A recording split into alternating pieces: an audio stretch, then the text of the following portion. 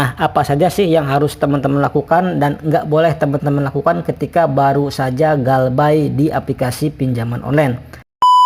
Assalamualaikum warahmatullahi wabarakatuh. Di video kali ini kita akan membahas 5 tips nih untuk teman-teman yang baru galbay atau telat bayar di aplikasi pinjaman online. Baik itu di Akulaku, Kredit Pintar, Kredivo, EasyCash, ada Kami.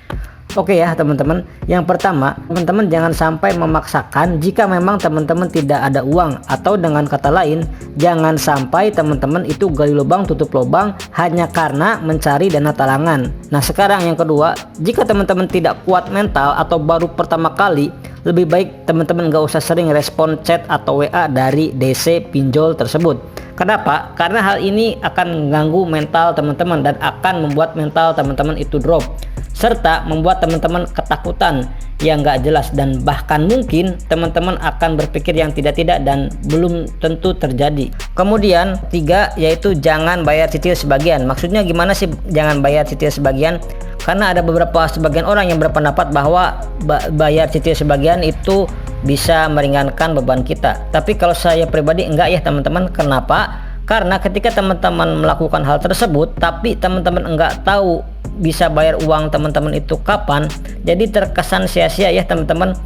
Udah dendanya juga kena, kemudian bunganya juga kena ya teman-teman. Kecuali memang teman-teman telatnya itu cuma 1 bulan aja, bulan depan itu teman-teman bisa bayar pinjaman sampai lunas, itu ya nggak apa-apa sih ya teman-teman. Nah yang keempat nih ya teman-teman, yang mungkin paling penting, teman-teman pastikan siapkan mental, karena bunga teman-teman itu akan berjalan ya mentok-mentok di 100%.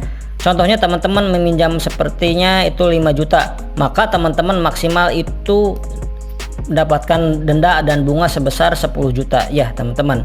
Atau dengan kata lain, hutang teman-teman itu menjadi 2 kali lipat. Yang kelima, yang terakhir, itu nanti teman-teman bisa negosiasikan.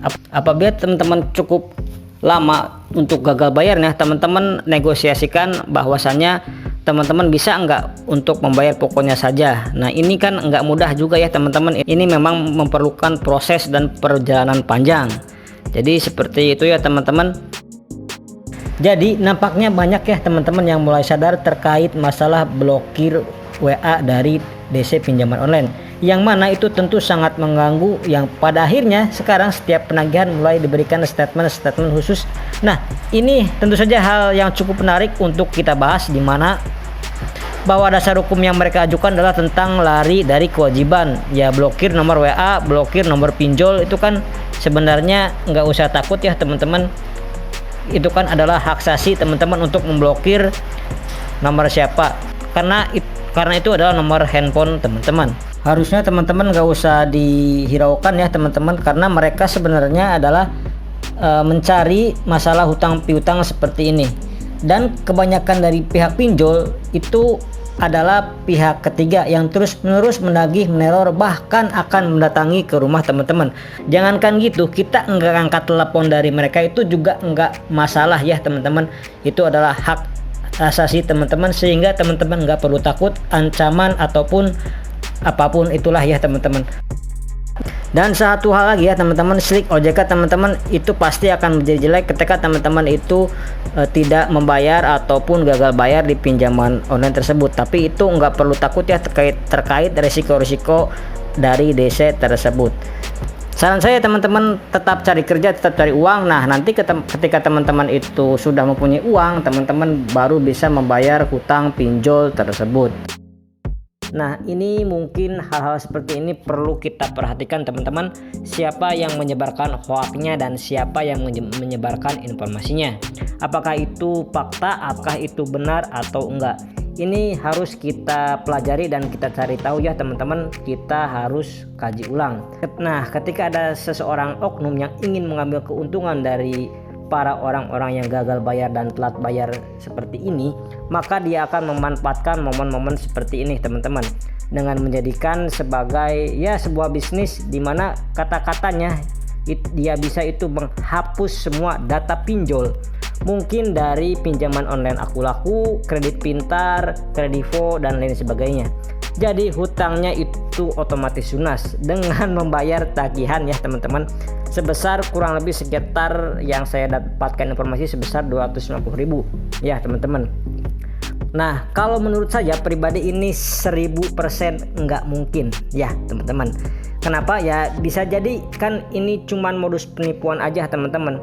Ya gimana mungkin, misal nih pinjol itu kan punya database, punya backup server, terus tiba-tiba keuangan kan ada juga divisi finansial dan divisi yang lainnya ya, yang nggak mungkin kan cuman satu orang bisa berperan itu menghapus semua data tersebut di satu perusahaan. Itu enggak sesimpel itu ya teman-teman, dan enggak sesimpel yang teman-teman bayangkan.